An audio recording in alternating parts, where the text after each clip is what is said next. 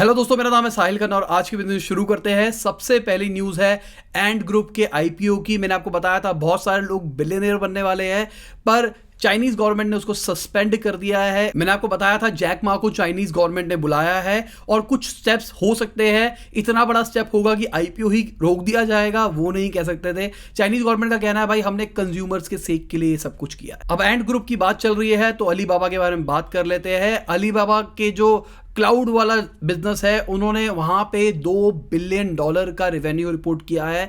चौथे नंबर पे आ गए हैं क्लाउड वाले बिजनेस के अंदर। नंबर 1 पे AWS अमेजॉन का, नंबर 2 पे माइक्रोसॉफ्ट का एजर, नंबर 3 पे गूगल और नंबर 4 पे ये चाइनीज कंपनी। अगली खबर AWS की है। उन्होंने $2.77 बिलियन इन्वेस्ट कर रहे हैं तेलंगाना के अंदर।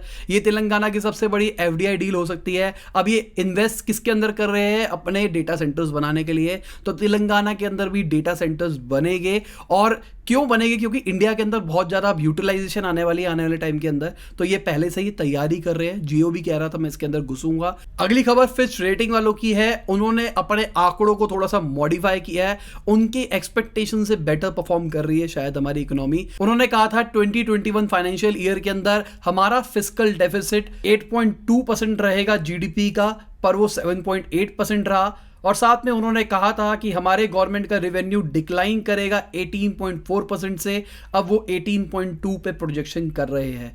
अब ये सब कुछ उनका ऐसा कहना है कि भाई सारे टैक्स कलेक्शन वगैरह अच्छी हो रही है, इसलिए ऐसा कुछ हो रहा है। और अगर अब हमारे मोदी जी की बात करके चलता हूं, उनका कहना है जितना कुछ हो पाएगा मैं सब कुछ करने की कोशिश करूंगा हमारी इंडिया को सबसे अच्छा पावरफुल प्लेयर बनाने के लिए। बेसिकली हमारी गवर्नमेंट बहुत कुछ कर रही है ताकि इंटरनेशनल प्लेयर्स हमारे यहाँ पे आए और कुछ सेटअप करे, जिसके चक्कर में फ्यूचर जो चाइना को रिप्लेसमेंट की बात चल रही है इंडिया कर पाए। ऑल्दो ये चीज़ कितनी सच हो रही है नहीं हो रही वो एनालिसिस कभी बाद में करेंगे, पर यह चीज़ गवर्नमेंट बहुत अच्छे तरीके से कोशिश कर रही है इस चीज़ के ऊपर। अगली खबर यूएस के इन्वेस्टर मार्क की है। उन्होंने कहा है अगर जो बिडेन आते हैं तो भाई यूएस के स्टॉक्स अच्छे तरीके से परफॉर्म नहीं करेंगे। मैंने पिछले न्यूज़ में बताया था। उन्होंने कहा कि अब ग्लोबली स्टॉक्स अच्छा परफॉर्म करेंगे पर यूएस के अंदर नहीं करेंगे।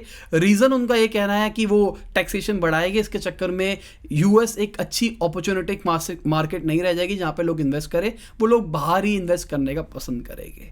आपको क्या लगता है, क्या लोग बाहर इन्वेस्ट करेंगे? इंडिया का सेंसेक्स 40,000 ऊपर पहुंच चुका है, क्या वो 50-60 हज़ार छू जाएगा 1-2 साल के अंदर, या फिर अभी करेक्शन आ सकती है, मार्केट नीचे जा सकती है? ईमानदारी से जिन लोगों को इस चीज़ की समझ है कमेंट के अंदर अपना पॉइंट ऑफ व्यू बताना। अगली एक बहुत अच्छी खबर है। एक जर्मन फुटवेयर ब्रांड है, वो अपने आगरा के अंदर सेटअप तैयार कर रहा है इंडिया के अंदर। पहले उनकी चाइना के अंदर फैक्ट्री थी, अब वो इंडिया के अंदर आ रहा है। अच्छी खबर है। अगली खबर व्हाट्सएप की है। मैंने आपको बताया था व्हाट्सएप के अंदर एक शॉपिंग एक्सपीरियंस आ सकता है आने वाले टाइम में, और व्हाट्सएप के अंदर पेमेंट का ऑप्शन है ही, पर व्हाट्सएप ने अब सबके लिए वो पेमेंट्स का ऑप्शन कर दिया। सबके लिए ओपन हो गया यूपीआई के थ्रू पेमेंट करना, व्हाट्सएप से पैसे सेंड करना। क्या व्हाट्सएप के थ्रू पैसे सेंड करते हो या फिर नहीं करते हो? मेरे लिए तो ये फीचर शायद 1 साल पहले से था।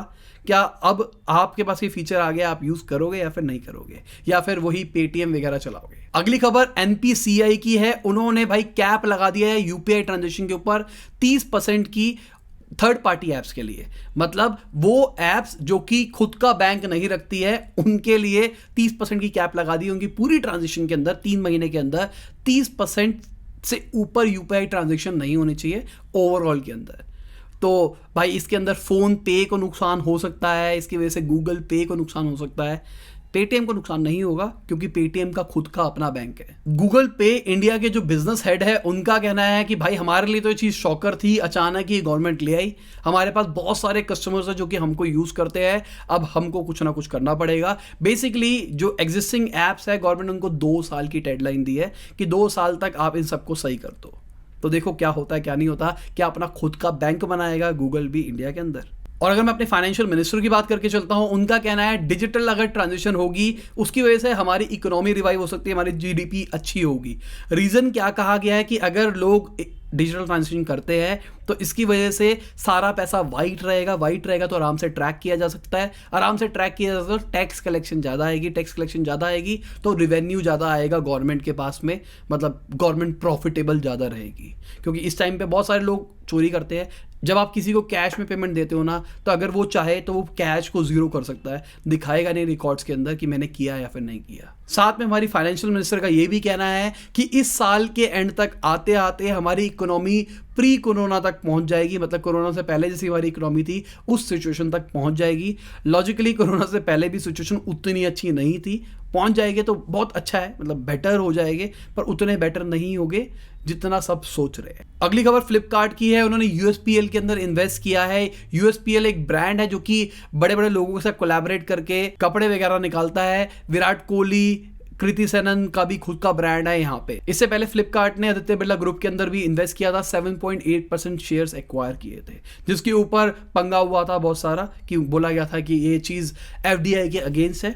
अभी तक उस पर बात चल रही है, जब कुछ खबर आएगी तो मैं पक्का बताऊंगा। अगली खबर आईटीसी की है। आईटीसी का रेवेन्यू 20% घटा है सितंबर क्वार्टर के अंदर।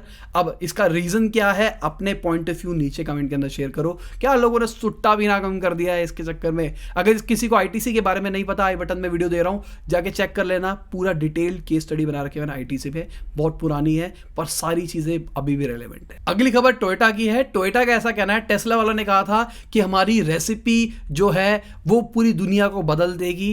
टोयोटा का ऐसा कहना है कि भाई रेसिपी तो शायद उनकी हो सकती है, पर किचन, कुक सब कुछ हमारे हैं, तो हम ही दुनिया बदल पाएंगे। बेसिकली टोयोटा का मार्केट कैप, शेयर मार्केट के अंदर अगर बात करके चले तो टोयोटा को टेस्ला ने रिप्लेस कर दिया था। तो टोयोटा वाले तो हमेशा मौका ढूंढ रहे थे कुछ ना कुछ बोलने का। लॉजिकली देखा जाए, ऑन ग्राउंड रियलिटी में शेयर मार्केट की बात नहीं कर रहा, टोयोटा का मार्केट शेयर बहुत अच्छा है ओवरऑल व्हीकल्स के अंदर। इलेक्ट्रिक कार्स की बात नहीं करके चलते, तो उनको बस वो टेक्नोलॉजी चाहिए और धीरे अडॉप्ट कर लेंगे। मुझे पर्सनली लगता है कि टेस्ला आउटस्टैंडिंग चीज नहीं रहने वाली है। बहुत सारे आने वाले प्लेयर्स टेस्ला को टक्कर दे सकते हैं। ऑडी हो गया, मर्सिडीज हो गया, टोयोटा हो गया, जो बड़ी बड़ी कंपनी है, फॉक्सवैगन हो गया, मतलब जो जो घुसना चाहेंगे वो सबके सब टक्कर दे सकते हैं। ये नहीं रहेगा कि टेस्ला अकेला लौता प्लेयर बन के रहेगा। हो सकता है फ्यूचर के अंदर गूगल की कार भी आ जाए, क्योंकि गूगल के पास भी तो अच्छा नेविगेशन सब कुछ है। और टेस्ला की बात चल रही है, एलॉन मस्क की बात कर लेते हैं। एलॉन मस्क अपनी गीगा फैक्ट्री सेटअप कर रहे हैं जर्मनी के अंदर, तो अब वो जर्मनी में विजिट करने वाले हैं, वहां पे एम्प्लॉयज को हायर करने वाले हैं। उनका कहना है मैं पर्सनली इंटरव्यू लूंगा और हम एक अच्छी टीम बनाएंगे। अगली खबर टाटा के स्टारबक्स की है। स्टारबक्स इंटरनेशनल ब्रांड है, पर इंडिया के अंदर वो टाटा के साथ मिलकर काम करता है। खबरें निकल के आ रही है, उन्होंने जीएसटी फ्रॉड किया है। एक कस्टमर ने कंप्लेन करी थी कि भाई जीएसटी रेट कम कर दिए गए, फिर भी प्रोडक्ट के प्राइस कम नहीं हुए, ऐसा क्यों? जीएसटी वालों ने चेक किया तो पता लगा ये 1 करोड़ के आसपास का जीएसटी फ्रॉड कर चुके थे। ऑल्दो इनके लिए 1 करोड़ रुपए ज़्यादा नहीं होता, ये गवर्नमेंट को मिल जाएगा, पर हमारे को नुकसान हुआ। अगर आप वहां पे कॉफी पीने के लिए गए तो आपने ज्यादा एक्स्ट्रा पे किया है, तो कंज्यूमर का पैसा गया है, गलत चीज है। अगली खबर इंडोनेशिया की है। इंडोनेशिया भी रिसेशन के अंदर आ गया है। ये 22 साल में पहली बार हुआ है और वायरस की वजह से ही सारे देशों की बैंड बजी पड़ी है। अगर मैं मार्क्स एंड स्पेंसर की बात करके चलूं, उन्होंने भी 94 ईयर्स में पहली बार लॉस रिपोर्ट किया है वायरस की वजह से। लॉकडाउन हो गया था, ऑपरेट नहीं कर पा रहे थे ढंग से। अगली बहुत ही मस्त खबर है। अडानी ग्रुप की ऑस्ट्रेलिया की एक यूनिट थी, उन्होंने उसका नाम ब्रेवस रखा। उन्होंने सोचा इसका नाम है ब्रेव से रिलेटेड, और इसका लैटिन वर्ड जब निकाला गया तो पता लगा इसका मतलब है क्रुकुड वगैरह वगैरह। मतलब सर्च मार लेना, आपको मैं दिखा देता हूँ इसका मतलब क्या क्या होता है। मतलब सोचा था कुछ और, हो कुछ और गया। मार्केटिंग ब्लंडर कहते हैं, मतलब ब्रांडिंग ब्लंडर था ये सबसे बड़ा। अगली खबर पार्लियामेंट्री पैनल की है। मैंने आपको बताया था वो सारी बड़ी बड़ी कंपनीज को बुला रहे हैं, उनके फंडर को चेक करने के लिए, भाई आप डेटा का क्या यूज करते हो। ओला उबर को वालों को बुलाया गया और उनसे पूछा गया आप सर्च चार्जेस किस बिहाफ पे डिसाइड करते हो, क्या वो लड़का है या लड़की है, उसके फ़ोन के अंदर कितने % बैटरी है, क्या आप इन चीज़ों के बिहाफ पे जज करते हो कि भाई उसको कितना % ऊपर दिखाना है। लॉजिकल बात है, मतलब ये चीज़ पढ़ के मेरा दिमाग खुल गया। एज अ बिजनेसमैन, मतलब गलत चीज़ है, पर एज अ बिजनेस अगर आपको कस्टमर की बैटरी पता लग जाएगी, उसकी बैटरी ख़त्म है, तो उसको अर्जेंटली कैब बुक करनी ही पड़ेगी। तो आप ज़्यादा चार्ज कर सकते हो और वो करेगा, क्योंकि उसके पास कोई ऑल्टरनेटिव नहीं रह जाएगा। साथ में जियो से भी पूछा गया था कि आप डेटा शेयर करते हो या फिर नहीं करते हो, क्योंकि रिसेंटली जियो के अंदर इन्वेस्टमेंट करी थी गूगल ने और फेसबुक ने। तो पूछा गया कि आप ये वाला डेटा जो भी आपके पास है वो शेयर कर रहे हो। जियो ने कहा हम नहीं करते, हमारा कोई ऐसा एग्रीमेंट नहीं है। अगली खबर कैफे कॉफी डे की है। जो कॉफी फार्मर्स है उन्होंने केस किया है, उन्होंने एक्यूज किया है कैफे कॉफी डे की टीम को, जो टॉप मैनेजमेंट है इंक्लूडिंग जो उनके फाउंडर थे, उनकी वाइफ और भी मेंबर्स। उन्होंने कहा है कि भाई अब पैसे डिफॉल्ट होने लग गए हैं। 45 लाख रुपए का चेक डाला था उन्होंने और वो बाउंस हो गया। उन्होंने कहा जब पहले सिद्धार्थ जी होते थे तब ये चीज़ें नहीं हुआ करती थी। तो कंपनी का थोड़ा बुरा हाल चल रहा है। मैंने आपको बताया था शायद कोई एक्वायर भी कर सकता है। अगली खबर जेफ बेजोस की है, अमेजॉन वाले। उन्होंने अपने शेयर्स को फिर से बेचा है। अब उनके पास 10.6% शेयर्स है अपने अमेजॉन के। अब वो धीरे धीरे बेच रहे हैं। इस साल के अंदर 3 बार बेच चुके हैं अगर आप ध्यान से देखो तो। अगली खबर बाइट डांस की है, वो $2 बिलियन रेस करने वाले हैं। इसके चक्कर में उनकी $180 बिलियन की मार्केट वैल्यूएशन हो जाएगी। आईपीओ निकालने वाले हैं तो वैल्यूएशन बढ़ा रहे हैं। नॉर्मली ऐसी प्रैक्टिस देखी जाती है। आपको लगता है कि आईपीओ निकालेंगे और ये बहुत ही बम्पर आईपीओ निकलेगा? और इसी के साथ आज की बिजनेस न्यूज़ खत्म होती है। उम्मीद करता हूं मजा आया होगा। लाइक कर देना, शेयर कर देना, कमेंट बताना वीडियो कैसी लगी। बाय, गुड नाइट, शब, खुदा हाफिज, गुड मॉर्निंग, आफ्टरनून, जब भी आप वीडियो को देख रहे हैं।